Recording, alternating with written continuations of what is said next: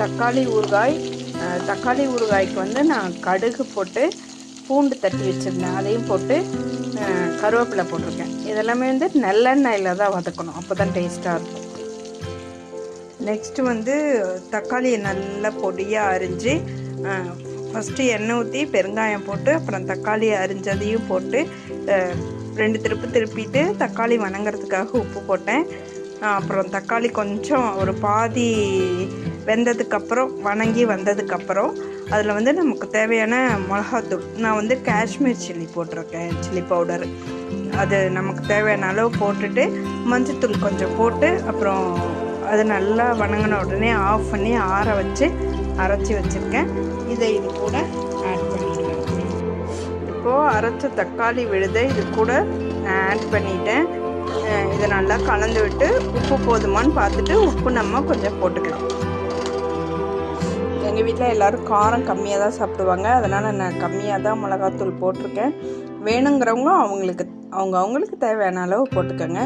இப்போ இதில் உப்பு பத்தலை, அதனால் நான் கொஞ்சம் உப்பு ஆட் பண்ணிக்க போகிறேன். இப்போ வந்து உப்பு பத்தலை, அதனால நான் கொஞ்சம் உப்பு ஆட் பண்ணிக்கிறேன்.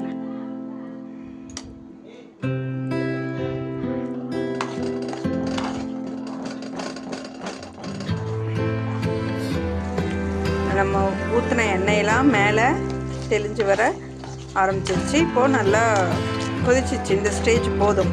இந்த ஸ்டேஜில் வந்துட்டு கொஞ்சம் வெல்லம் ஆட் பண்ணிக்கிறேன். நான் வெல்லம் பொடிச்சு வச்சுருக்கேன், அதை கொஞ்சம் ஆட் பண்ணிக்கிறேன்.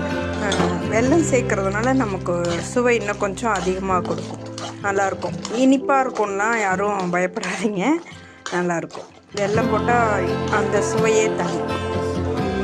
இது என்னன்னு பார்த்தீங்கன்னா, வெறும் வானலில் கொஞ்சம் வெந்தயமும் கடுகும் வறுத்து அதை வந்து பொடி பண்ணி வச்சுருக்கேன், அதையும் சேர்த்துக்கலாம்.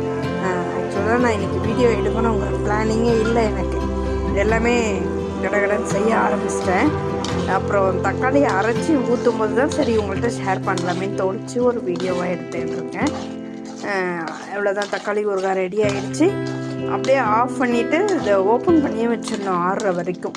இந்த சூட்டோட தட்டு போட்டு மூடிட்டோம்னா அது வேர்த்து அந்த எவாப்ரேஷன் சொல்லுவாங்கள்ல, அந்த தண்ணியும் உள்ளே போய் இறங்கிட்டோம். அப்போ ஊறுகாய் வந்து நமக்கு சீக்கிரம் கெட்டு போயிடும். இது வந்து 1 வீக் ஃப்ரிட்ஜில் வைக்காமல் வெளியே வச்சு 1 வீக் யூஸ் பண்ணிக்கலாம். சப்பாத்தி, இட்லி, தோசை, சாதம் எல்லாத்துக்குமே சூப்பராக இருக்கும். என் பசங்க இதில் சாப்பாடு போட்டு பிசைஞ்சு சாப்பிட்டுக்குவாங்க. ஸ்கூலுக்கு போகும்போதும் நான் சாப்பாடு மட்டும் செஞ்சு இதை போட்டு பிசைஞ்சு ஒரு ஆம்லேட்டோ இல்லை வத்தலோ ஏதோ ஒன்று உருளைக்கிழங்கு வறுத்து